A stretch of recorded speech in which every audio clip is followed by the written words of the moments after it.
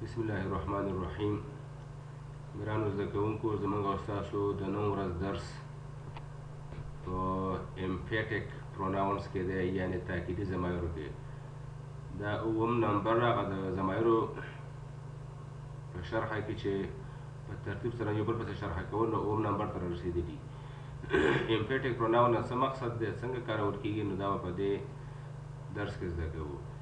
Emphatic pronouns are those pronouns تاکیدي ضمایر هغه ضمایر دي which are used چې کارول کیږي to bring emphasis چې ټینګار یا تاکید وارد شي on the subject of a sentence د جملې په فاعل باندې.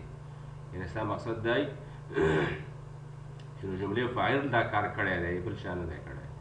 Emphatic pronouns are also called intensive pronoun.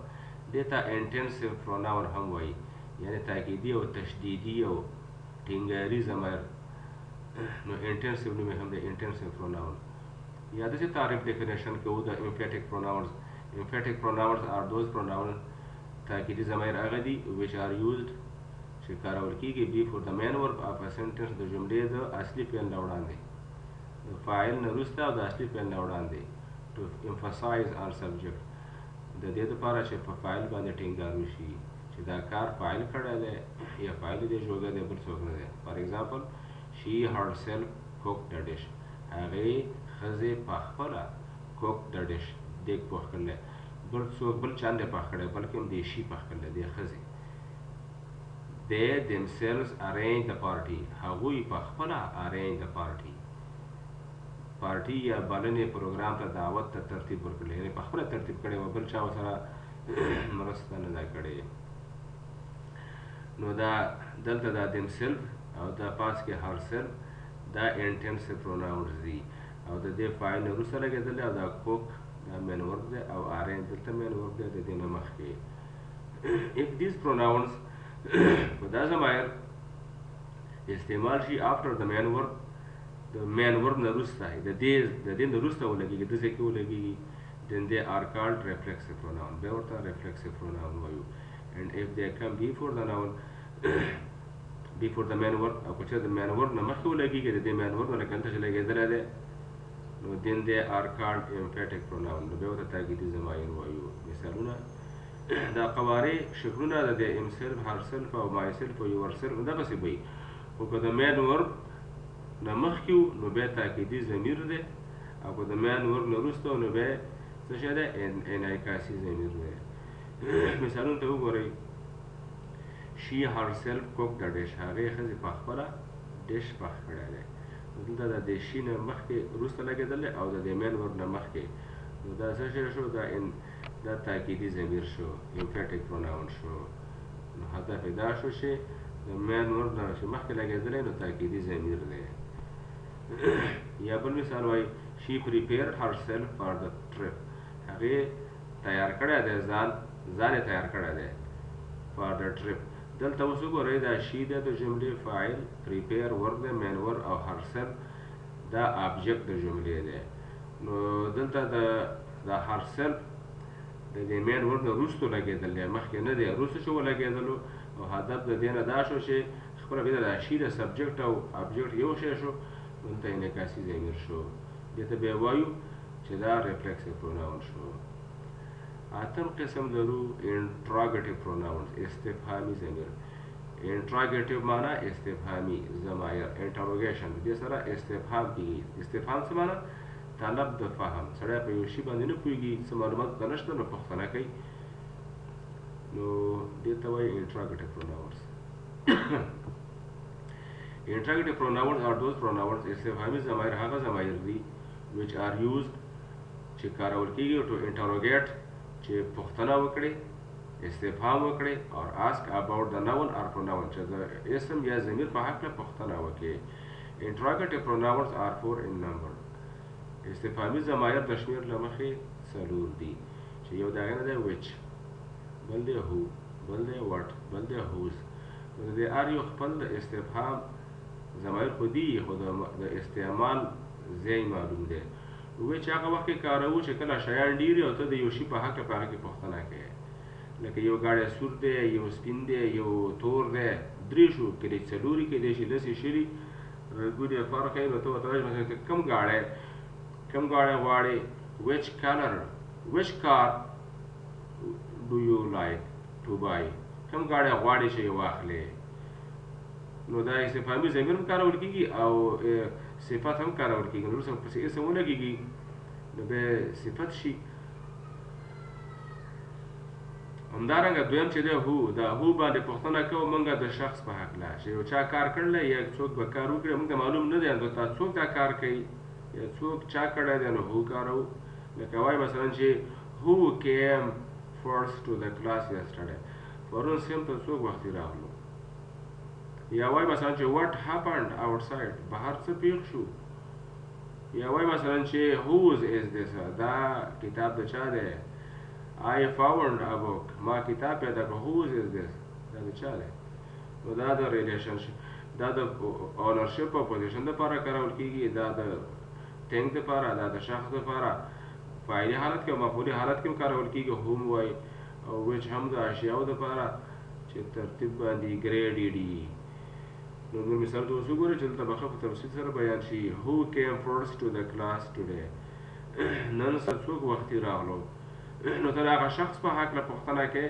چې دا کار چا کړی دی نو کومه جمله راځي چې فرهاد came to the class first او د دې چاته پته نه لګېږي دغه جملې فرهاد پته ورته نه لګېږي نو د فرهاد په هکله پوښتنه کوي چې who came to the class first دلته هغو چې کله سبجیکټ په خپله سبجیکټ ډېر وروسته نو ته ډېډ او ډو او ډز نه کارول کېږي لکه داسې نه شوه چې what did you eat ډېډ او ډز او ډو بیا د دې نه کله چې کله دا خپله سبجیکټي ده دا چې کله ګورو دا هو کلمه چې ده دا چې کله خپله سبجیکټي نو ډو او ډز او دې ته پکې اړتیا نشته who came څوک رالو فرست لومړی to the class today نن ورځ سوالي جمله ده نو جواب فرهاد came first whose son got first position in the exam د چا زوی ویلي مو چې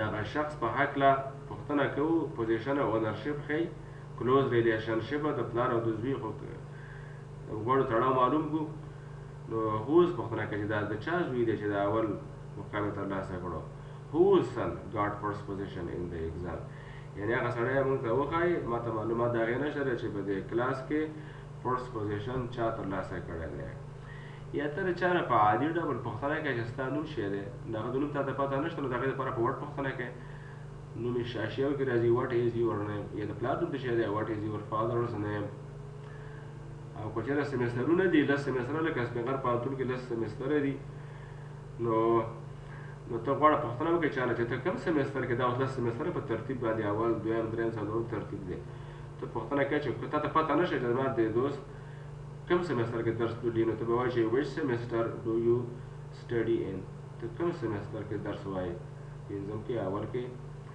یا ملکونه ډېري نو ته د ملک پوښتنه کوې چې سپیسیفیکلی پوه شي چې کوم ملک دی which country do you like the most کوم ملک دې ډېر خوښېږي نو په which پوښتنه کوو نو دا خو د ضمایرو خبره شوې اوس راځو دا استفهامي ضمایر تېر شو اوس راځو ډسټریبیوټیو پروناونز یا توزیعي ضمایر توزیع ډسټریبیوشن توزیع ته وایي ډسټریبیوټیو پروناونز are those pronouns توزیعي ضمایر هغه ضمایر دي which are used چې کارول کېږي to replace noun individually چې دا اسمونه په یوازې وکارول شي نو اسمونه ریپلیس کړي په فردي ډول دا د اشخاصو او یا د خلکو په یوازې کارول کېږي دغه ډسټریبیوټیو پروناون او انډیویژولي هر فرد ته یې راجع کېږي هدف ترې هر فرد دی لکه ایچ او ایوري سم ډسټریبیوټیو پروناون یعنې مقصد دا شو د هغه ضمایر دي چې د اشخاصو په یوازې کارول کېږي ریپلیس کوي او هدف ترې انډیویژولي هر فرد دی هر فرد ایچ انډیویژول هر فرد ترې هدف وي نو سم ډسټریبیوټیو پروناونز آر یوزډ هیر ځینې توزیعي ضمایر دلته کارول شوي دي یا استعمال شوي دي وبیا ګورئ یو د هغې نه دی ایچ ای ای سی ایچ نو دې نه وروسته چې اسم ولګېږي نو بیا ډسټریبیوټیو اډجکټیو دی او چې مخکنی اسم ترې هدف وي نو بیا پروناون دی ډسټریبیوټیو پروناون لکه وایي ایچ هر یو ایوري کلمه هم ده ایدر دواړه نیدر دواړو کې یو هم نه نو دوه کسانو کې دواړه نیدر په دوه شیانو کې یو هم نه، په دوه شیانو کې یو هم نه، په دوه کسانو کې یو هم نه، ایدر په دواړو کې دواړه، او ایچ هر یو په فردي ډول، ایوری فردي ډول. مثال ته وګورئ، دلته متوجه اوسئ چې کله دا each when each is followed by adjective by noun, then it is not distributive pronoun, but then this is distributive adjective. که کله دې نه وروسته اسم ذکر شي نو بیا دا distributive adjective شو، او چې کله د مخکني اسم ته اشاره هغې ته راجع کېږي ریفرنټ یې مخکې ذکر نو بیا pronoun دی. دا هر یو. ولی bought 2 cars yesterday. ولی خریداري کړل 2 ګاډي پرون. each is expensive. هر یو یې قیمت بها دی. و د دې each نه هدف په دې دواړو ګاډو کې هر یو دی قیمت یې زیات دی. او که دوه چې each car is expensive نو بیا adjective شو او pronoun نه دی، ځکه چې each car دی وویلو. نو دا خو د کلام د لنډیز دپاره دا ساختمان یا دا structure لګول کېږي چې referent مخکې ذکر او ضمیر وروسته وي. I assigned my student a homework. ما حواله کړو خپلو شاګردانو ته کورنی کار. شاګردان کلمه انډرلاین شوې ده، مخکې کار دلته referent دی each، دلته each نه هدف student. نو ما کورنی کار حواله کړ شاګردانو ته. each is required to submit his homework on time. دغه homework د هر یو نه غوښتنه کېږي چې په وخت تسلیم کړي. نو د each نه هدف دا student دی، هر شاګرد نه غوښتنه کېږي. یا وایي مثلا چې فرهاد has bought 2 cars. فرهاد 2 ګاډي خریداري کړي دي. یو دی car A. car A is expensive. car A کار A نمبر والا چې دا expensive دی، قیمت بها دی، ارزش یې زیات دی. نمبر 2 car B is expensive as well. او دا د B والا ګاډی هم expensive دی، قیمت بها دی، او دواړه اخیستې خریداري کړي فرهاد دي. نو ورته ویلی شي چې دا دواړه فرهاد ګاډي اخیستې دي خو هر یو قیمت بها دی. each is expensive. نو د each نه هدف car A شو، car B هم شو. نو either کلمه څه وایو دلته؟ either expensive. دواړه expensive دي. either gives positive meaning. د either کلمه چې کله کاروو په حیث pronoun او یا adjective کاروي نو دا مثبت مفهوم، مثبته معنا کې کارول کېږي. یعنې دواړو لپاره ښه پوینټ شو چې دا دواړه قیمت بها دي. and it shows here او دا دلته دا ښیي دا either as car A is expensive چې څرنګه دا car A ګاډی قیمت بها دی، car B is expensive too. دا د B کار چې دی د B نمبر ګاډی دا هم قیمت بها دی، نو هغه هم دی او دا هم دی. نو either هم وویلو. او neither gives negative meaning. دا neither کلمه دا منفي مفهوم کې کارول کېږي، دلته خو مثبت مفهوم و دا منفي. and shows that او دا ښیي چې none of the car is expensive چې ګاډی دواړو کې یو قیمت بها لري، دواړه بیکاره دي. distributive pronouns are used with singular work. دې سره به ته مفرد فعل کاروي. دا to be فعل چې دی دا is او am او are به نه کاروي، مفرد is او am او was دا کارول کېږي. لکه وایي مثلا چې either is expensive، either are به نه وایي، either were expensive یا either چې جمع شکل د فعل ولګي نو دا به نه کوي، بلکې is am او همدارنګه was were او دا به نه کاروي، ځکه خو جمع ټول فعلونه دي. انشاءالله په دې باندې به مستر خلاص شوی. بل لرو ارتباطي ضمایر یا موصولي ضمایر. موصولي ضمایر ارتباطي ضمایر ورته وایي، دې ته په انګلیسي کې ریلیټیو پروناونز وایي. او دا هغه وخت کې کاروو چې موږ او تاسو کله 2 کلازه لرو چې یو انډیپینډنټ کلاز یعنی مستقل عبارت او بل ډیپینډنټ کلاز یعنی وابسته عبارت او تړلی عبارت. او په دې انډیپینډنټ کلاس کې یو نونی یا پرونونی او غواړو چې دا ډیپینډنټ کلاس هغې سره وتړو، دغه نون ورباندې شرحه کړو، نو ضمیر به کاروو. نو دغه ضمیر نه چې کومه استفاده کوو هغه دا دي، دا دیټ او هو او هوز. دغې ته دا چې پکې ولګېږي دې ته ریلیټیو پروناون وایي. او دا دې نه وروسته چې کوم کلاس دی دې ته ریلیټیو کلاس وایي یا ورته وایي ډیپینډنټ کلاس. ریلیټیو کلاس موصولي عبارت یا ډیپینډنټ کلاس موصولي عبارت یو خبره ده. او یو انډیپینډنټ دی، هغه انډیپینډنټ کلاس هغه چې وابسته دی، هغه د معنا په افاده کې نورو کلماتو ته محتاج نه وي او دې ته ځکه ډیپینډنټ وایي چې دا پوره معنا نه ورکوي. ریلیټیو پروناونز آر یوزد ارتباطي یا موصولي ضمایر کارول کیږي ټو کامباین چې وتړي یا ترکیب شي په دې باندې ناون اور پروناون اسم یا ضمیر with dependent or subordinating class د تړلي او یا فرعي کلاس سره یې وتړئ. دا فرعي او تړلی کلاس کې دا ته وکاروئ چې کوم په انډیپینډنټ کلاس کې ناون او پروناون دی هغې سره یې وتړئ. ریلیټیو پروناونز آر آلسو کالډ لینکینګ پروناون. دې ته لینکینګ پروناون یا ارتباطي ضمایر هم وایي. ولې ارتباطي ضمایر ورته وایي؟ ځکه چې دا ډیپینډنټ کلاس د انډیپینډنټ کلاس سره تړي. Some relative pronouns are listed here. ځینې ارتباطي ضمایر دلته ذکر شوي دي چې هغه دیټ دی. دیټ څه دی؟ ارتباطي ضمیر دی. هدف څه شی دی؟ refers to a thing or thing. دا یو شي ته یا ډېرو ته راجع کېږي. هو هم ارتباطي ضمیر دی. دا دیټ خو اشیاو ته یا یو شي ته یا ډېرو ته. هو هم راجع کېږي شخص ته یا اشخاصو ته، یو ته یا ډېرو ته، پرسن اور پیپل. وټ راجع کېږي refers to person or thing. دا شیانو ته دا شریک دی. شیانو ته هم راجع کېدی شي، کله کله د هدف اشخاص وي. ته پوښتنه کوي، پوښتنه نه بلکې ارتباط د ډیپینډنټ کلاس او انډیپینډنټ کلاس ترمنځ تړاو دپاره ته دا کاروې، نو دا وټ کاروي. هوز دا هم انډیپینډنټ کلاس ډیپینډنټ کلاس سره تړي چې هغه کې د تړاو د ارتباط خبره نو هوز استفاده کوي چې دا هم موصولي ضمیر دی. او بل لرو وین کلمه. وین دا هم موصولي ضمیر دی. refers to time. د دې نه هدف وخت دی چې ته کله وخت لپاره ارتباطي ضمیر کاروې نو وین به کاروې. البته دا به د جملې په منځ کې د ډیپینډنټ کلاس په سر کې وي او کله سر د جمله کې نو بیا خو استفهامي ضمیر چې په هغې مخکې وغږېدلو دا وین او هو او وټ او دا سر د جمله کې پوښتنه پېښ شوې وه نو بیا استفهامي ضمیر دی. او چې کله په منځ د جمله کې د ډیپینډنټ کلاس په سر کې نو بیا ارتباطي ضمیر دی. ویر کلمه کارو چې دا ارتباطي ضمیر په توګه وخت ښیي. د مکان دپاره دپاره وخت. ریلیټیو پروناونز آر ډیوایډډ انټو ټو کایډز. دا ارتباطي یا لینکینګ پروناون دوه ډولونو ته تقسیم شوي دي. یو ته وایي سمپل ریلیټیو پروناون، ساده ارتباطي ضمایر. بل ته وایي کمپاوند ریلیټیو پروناون، مرکب ارتباطي ضمایر.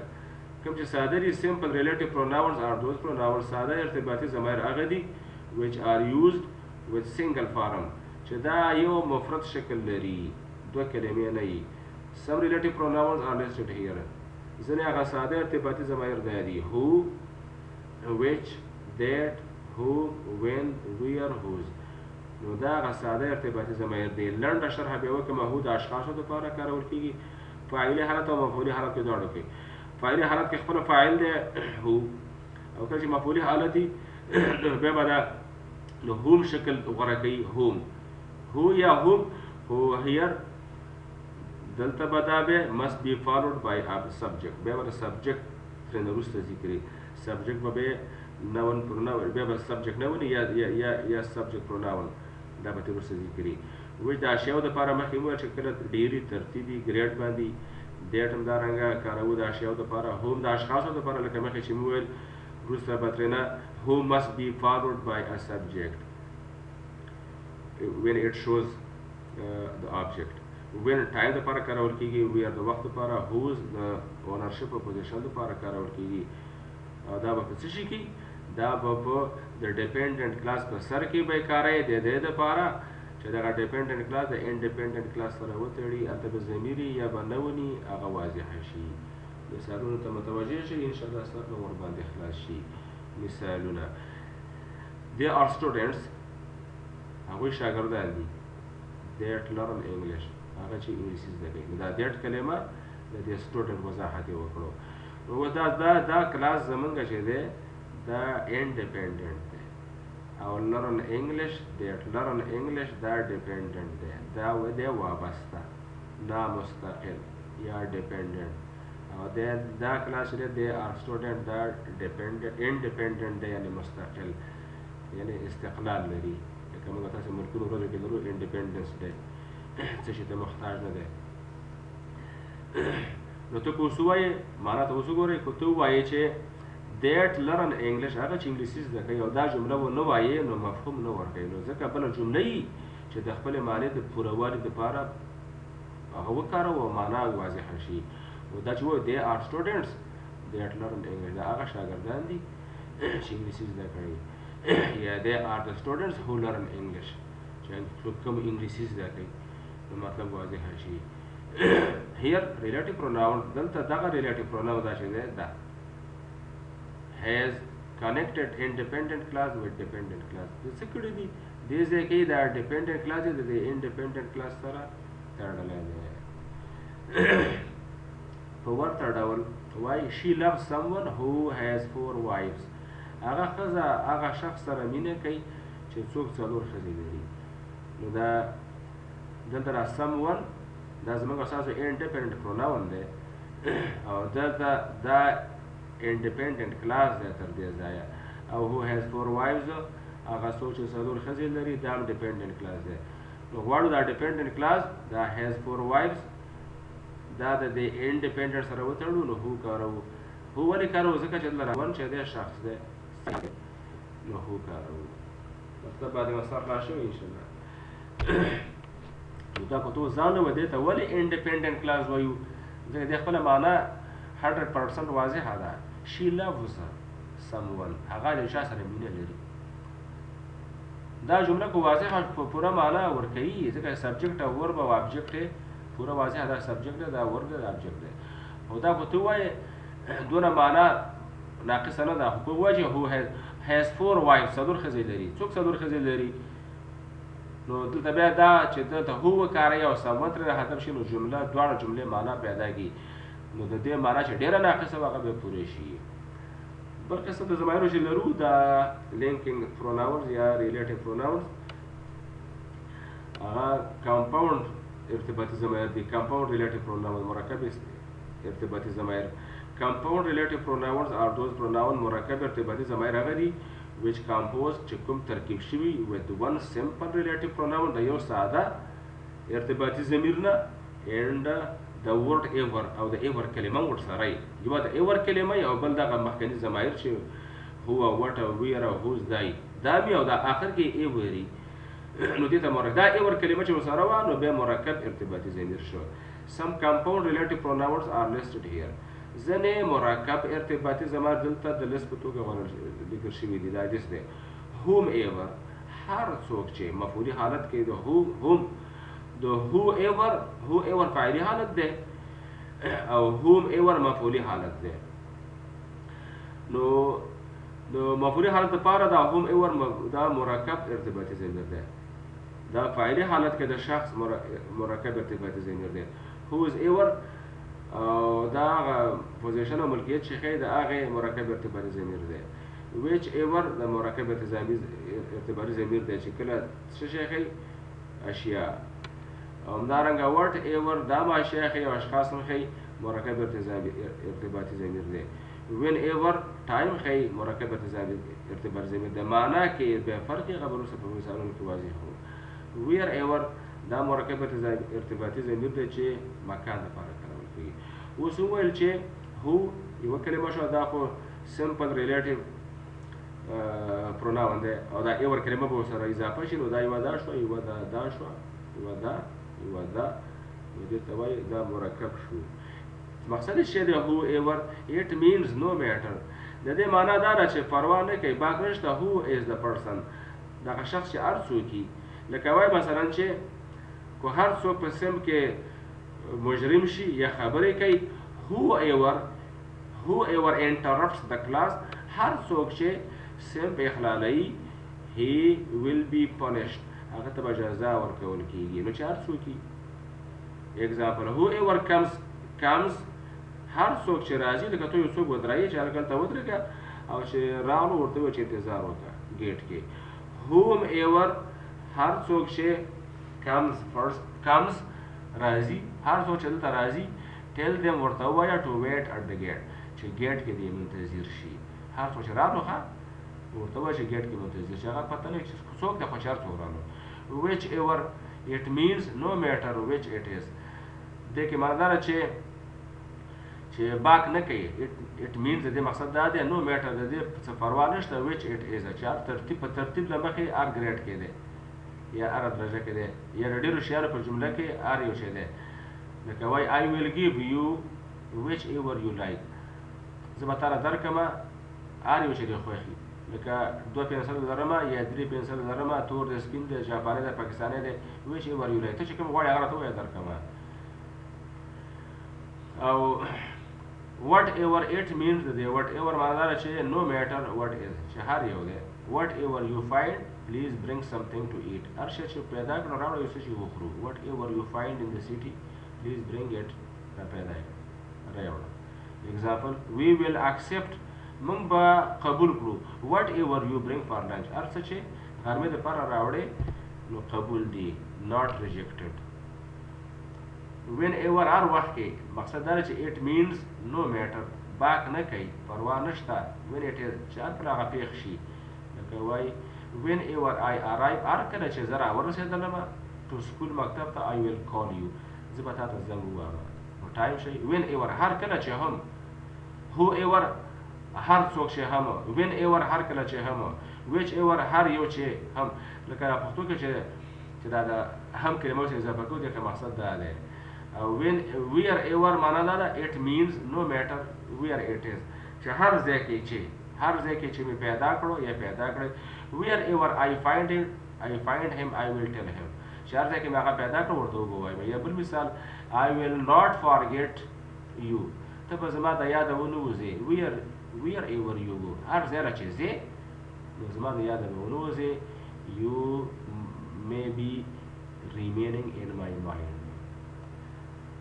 دلته یوه خبره چې مخکې مې کړې ده هغه به بیا تکرار کړو یو دا whomever دی او بل whoever نو دا whoever it means no matter who the person is دا معنا چې پروا نه کوي چې هر شخص هر څوک دی but it is must be followed by a subject noun خو چې کله whomever مفعولي کې ته وایې نو whomever هم ویلی شي او whoever هم ویلی شي خو چې کله مفعولي شي کله هدف مفعولي شکلي نو بیا به subject pronoun باندې به تعقیب شوی یا subject noun یا subject pronoun مثالو ته اوس وګورئ چې دا لږ مغلق دی په دې کې ستاسو توجه غواړم the doctors whomever یا whoever Spingar Moment Hospital has trained them will be successful in their duties هغه ډاکټران چې تاجران ډاکټران مثلا whomever هغه ډاکټران چې هر څوک چې دي سپینغر مومن هاسپټل has trained them چې سپینغر مومن پوهنتون یا شفاخانه هسپتال ټرین کړي دي هغه به په خپلو درسونو کې په خپلو ډیوټیګانو کې به بریالي دلته دا whoever او whomever دا تعقیب شوی ده په فاعل باندې فاعل دا دی سپینغر مومن هاسپټل has trained them دا فاعل شو دا whoever او whomever دلته مفعولي ضمایر دي نو دا زموږ او ستاسو د نن ورځې درس و انشاءالله چې په راتلونکو درسونو کې به